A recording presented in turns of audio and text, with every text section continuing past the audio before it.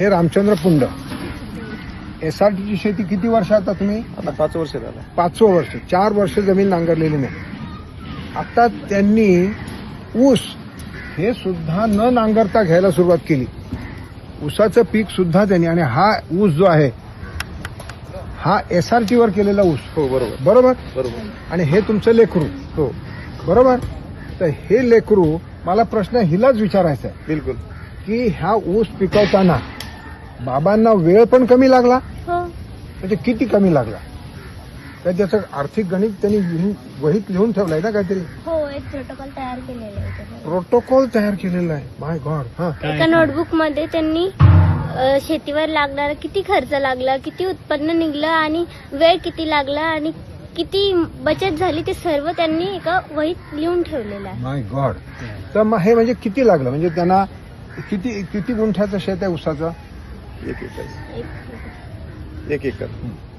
1 एकरचं ऊसाचं शेत आहे. ह्या 1 एकर ऊस पिकवण्यासाठी त्यांनी किती वेळ खर्च काय, असं म्हणजे काय तुला हे आहे गणित तुझ्याजवळ काय माहिती आहे किंवा तुम्ही सांगा? बरोबर. हा. जे मुख्य आपण कामं केलं शेतामध्ये त्याला हार्डवर्क म्हणतो आपण. हार्डवर्कमध्ये आपले 32 घंटे गेलेले आणि आपलं या 1 एकर शेत ऊसामध्ये आपल्याला 2.5 लाख रुपये नफा मिळालेला आहे आणि आपले 32,800 रुपये इथे खर्च झालेले आणि 11 महिन्यामध्ये हे पूर्ण पीक आपण तयार केलेलं आहे. माय गॉड. हे कुठले हे 86-032? हो, हे 3102 आणि विशेष म्हणजे ही रसवंतीसाठी अत्यंत उपयुक्त आणि अशी एक जात आहे. तो पूर्ण महाराष्ट्र भारतीचा प्रचार आणि प्रसार एसआरटीचे शेतकरी करतात रसवंतीसाठी. अच्छा, Vasantrao sugar institute. Sugar institute.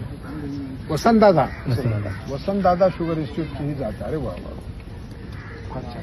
म्हणजे बघा, 1 एकर ऊस पिकवण्यासाठी ह्यांनी फक्त 32 घंटे, त्यांनी घंटे म्हणजे किती तास लागले हे पण मोजून ठेवलेलं आहे त्यांच्या त्या वहीमध्ये. आणि ही मी तो ऊस कालच विकला होता 4,100 रुपये प्रति टनाने रसवंतीसाठी. आणि त्याचा जो बायोमास तो आमच्या जनावरला पण काम आला आम्हाला अच्छा. उन्हाळ्यामध्ये. कुठे विकला हा तुम्ही? हा रसवंतीसाठी वापरायला दिला आम्ही.